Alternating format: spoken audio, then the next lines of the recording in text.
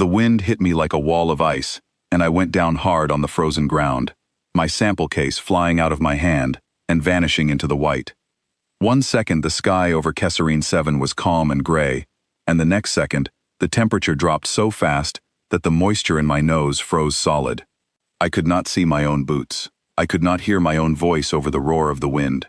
My radio was dead static. I was 2 kilometers from the relay station, and I was going to die out here if I did not move in the next few minutes. My name is Daniel Hale, and I had been on this planet for 11 days, working as a soil surveyor for a colony contract that paid well because nobody else wanted the job. Kesserine 7 had strange weather, and the survey briefing had one line about it that I now understood far too late. The line said storms on this world could form in under 2 minutes and could drop the temperature by more than 10 degrees within seconds. I had read that line and thought it was an exaggeration, written by someone trying to scare new workers. It was not an exaggeration. It was a warning, and I had ignored it. I forced myself up onto my knees. My fingers were already losing feeling inside my gloves. The wind pushed against my chest so hard that standing straight was impossible, so I bent low and tried to remember which direction the station was in. Every direction looked the same now, a solid wall of moving white, with no shape and no color. Panic climbed up my throat, and I forced it back down, because panic kills faster than cold does. I had heard that from an old instructor once, back during training on Earth, and it had never mattered to me until this exact moment. I took 1 step, then another. The ground under the snow was uneven rock, and my boot caught on something and I fell again, my shoulder slamming into stone hidden beneath the drift. Pain shot down my arm, but I barely registered it, because my whole body had started to shake in a way that scared me more than the fall did. This was not ordinary shivering. This was my body trying to fight off a cold that was already winning. That is when I saw the shape. It came out of the storm low to the ground, moving with a speed and confidence that nothing lost in a blizzard should have. My first thought was that my mind was playing tricks on me, that the cold was already reaching into my brain and showing me things that were not real. But the shape kept coming, and it was solid, and it had a smell, something warm and animal, that cut through the freezing air. It stopped a few steps away from me. Through the snow I could make out fur the color of rust mixed with white, a long body low on 6 limbs, though only 4 of them touched the ground. The other 2 were folded close against its sides like the wings of a bird pressed tight against the cold. Its face was narrow and sharp, somewhere between a fox and something else I had no name for, and its eyes were pale gold, catching what little light made it through the storm. I had read about the native species of this world. Every survey team had the same file, and every file said the same thing. Sightings were rare. No confirmed contact had ever taken place. They stayed high on the ridges, far from the human camps, and the science division had a strict rule about leaving them alone. Non-contact protocol, they called it. I remembered reading those words in a briefing room that felt like it belonged to another lifetime. None of that mattered now. I was freezing, and something intelligent was standing in front of me, and I did not have the strength left to be afraid of it in any way that made sense. "Please," I said, though I do not know why I said it, since I doubted it understood a single word of any human language. My voice came out broken and thin, swallowed instantly by the wind. "I need help." The creature tilted its head, the same way a curious dog might, studying me with those gold eyes. Then it moved, and it moved fast. Before I could react, it closed the distance between us and pressed its body against my side, solid and warm even through my jacket, and I felt something wrap around my legs. Its tail, thick, long, and radiating heat like it had a furnace built inside it. It began pushing me, using its shoulder and the weight of its body, guiding me sideways across the ice. I stumbled along beside it, because there was nothing else I could do. My legs were barely obeying me anymore. The creature was strong, stronger than its lean frame suggested, and it moved with total certainty, like it knew exactly where it was taking me, even though I could see nothing beyond my own hands. After what felt like an eternity, but was probably less than a minute, the wind suddenly dropped. Not stopped, but dropped, like something had blocked its path. I realized we had reached a crack in a rock wall, narrow, but deep enough to fit both of us if we pressed close together. The creature shoved me inside first with its shoulder. No gentleness in the motion, only urgency, and then it folded itself in after me. Its tail came around again, this time wrapping around both of us together, pulling tight. Then it turned its body so that it faced the opening, putting itself between me and the storm like a living door. I could feel its heartbeat against my shoulder, fast and strong, and I could feel heat pouring off its fur in waves. "Thank you," I whispered, my teeth clattering so hard the words barely came out whole. "I don't know if you understand that. I hope you do." A low sound rumbled out of its chest, not quite a growl, not quite anything I had words for, but it did not feel like a warning. It felt closer to reassurance, the kind of sound a mother might make to calm a frightened child. I let my head rest against its warm side and closed my eyes, and for the first time since the storm hit, I let myself believe I might survive this. Time became strange in that crack in the rock. I do not know how long we stayed there. My mind drifted in and out, caught somewhere between sleep and the edge of unconsciousness, and every time I started to slip too far, the creature shifted against me, a small movement that seemed designed to keep me awake, to keep me present. It was working. Each time I felt myself losing focus, that small motion pulled me back. At some point, I noticed the shivering had stopped. My body had gone from violent shaking to something calmer, warmer, and I knew that meant the heat from this creature was doing exactly what my own body could no longer do on its own.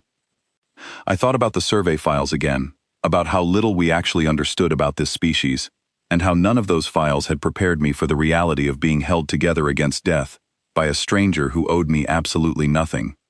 The wind outside continued to scream, but where we sat, it barely reached us. I twisted my head slightly and looked up at the creature's face. Its eyes were open, watching the narrow gap that led out into the storm, ears swiveling every few seconds toward sounds I could not hear. It was standing guard, not just keeping me warm, but actively protecting the space we occupied, alert to threats I had no way of detecting. I thought about my radio, dead and useless in my pocket. I thought about my team back at the relay station, and whether anyone had noticed I was missing yet, and whether the storm would let a rescue team out even if they had. None of that mattered right now.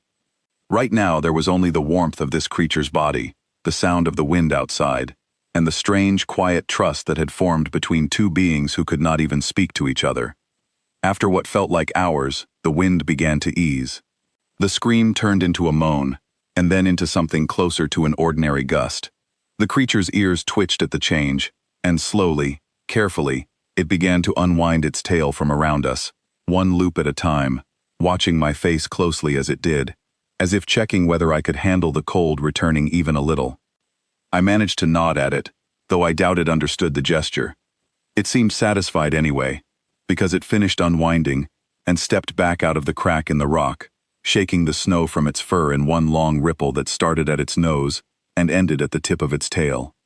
Then it turned and looked at me, waiting. I pulled myself up onto shaking legs, using the rock wall for support. My body ached everywhere. My fingers were slow to respond, but I was alive, and I was thinking clearly again, and that alone felt like a miracle, after everything that had just happened. The creature started walking, slow enough that I could follow despite my stiff legs, and I understood, without a single word passing between us, that it intended to lead me somewhere. I followed. What choice did I have? I had no idea which direction the station was in, and even if I had known, I doubt I could have made it there alone in my current state. We walked for what felt like a long time, though the storm had weakened enough that I could now see maybe 10 meters ahead instead of nothing at all.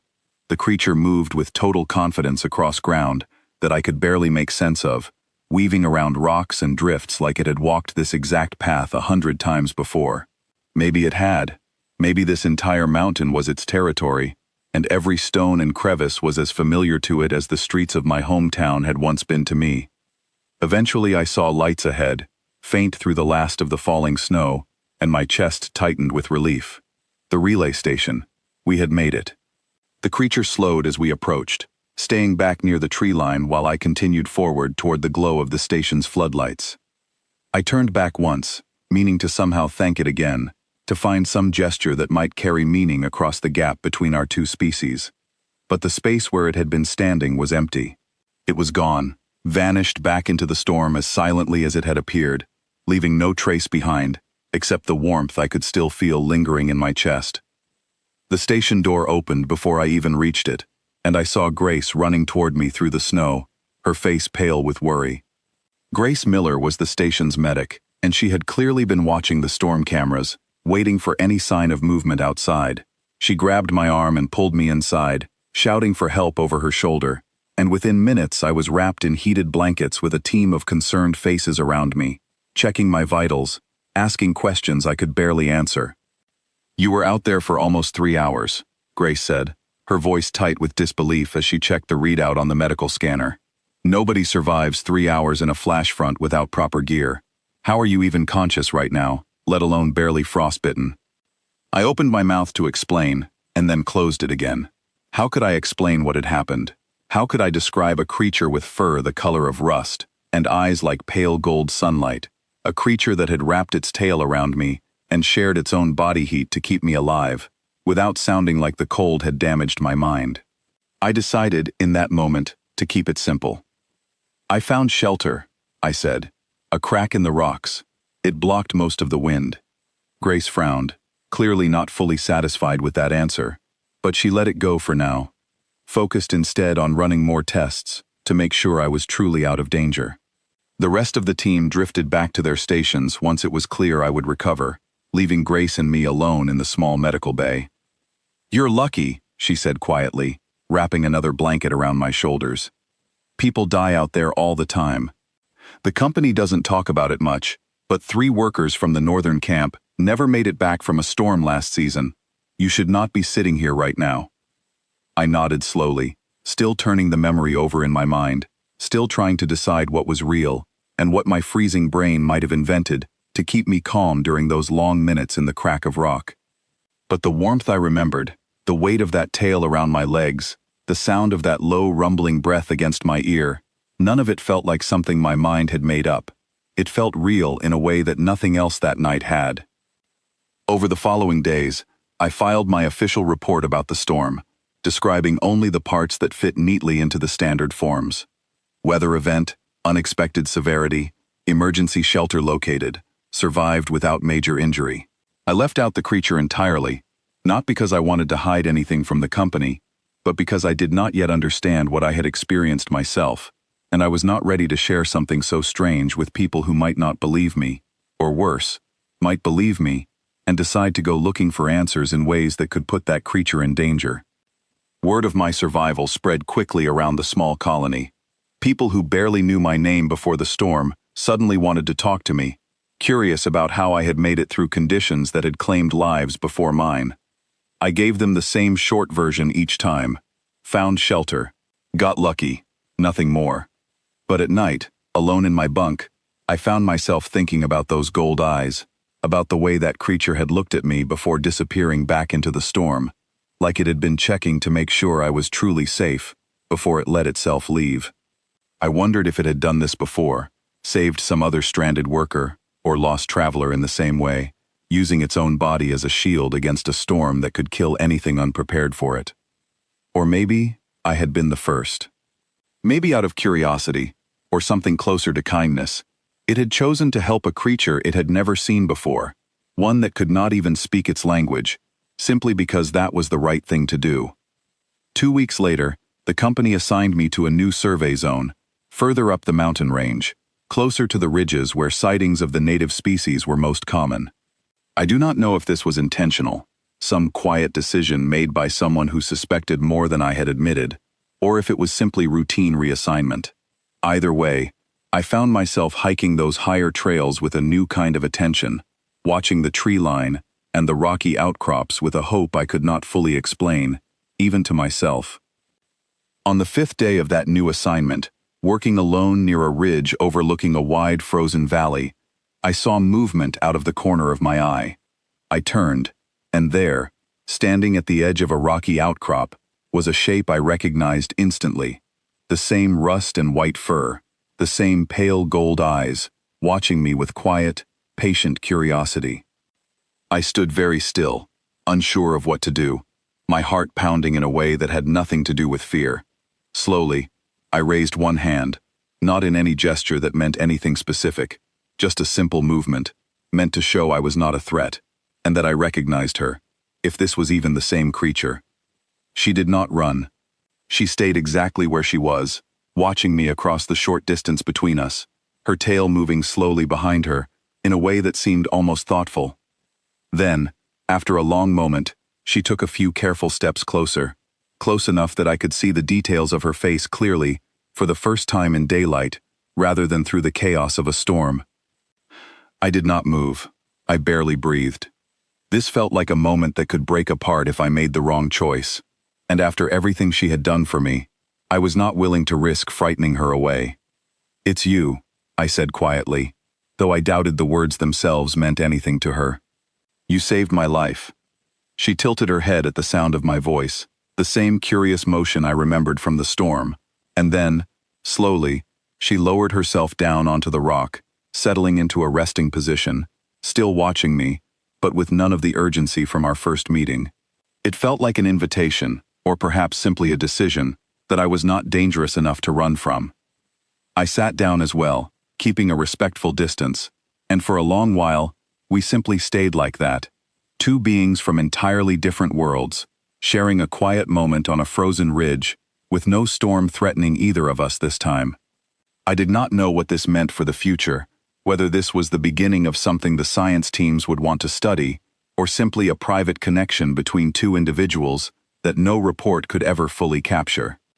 What I did know, sitting there in the pale mountain light with her steady gold eyes watching me, was that whatever this planet threw at me next, storm or otherwise, I would never forget the warmth of that tail wrapped around me in the dark, or the quiet, unspoken kindness of a stranger who chose to save a life she owed nothing to. I stood eventually, slowly, careful not to startle her, and gave a small nod before turning back toward the trail leading to my survey site. When I glanced back one final time, she was still there, watching, and for just a moment, I let myself believe that somewhere beneath all the differences between our two species, she understood exactly what that nod meant. I walked back down the mountain that day with a lighter heart than I had carried in a long time, carrying with me the certainty that Kesserine 7, for all its danger and its brutal storms, had also given me something rare and unexpected. A connection I never could have predicted, formed in the middle of a blizzard that should have killed me, held together by nothing more than warmth, trust, and the quiet decision of one creature to protect another.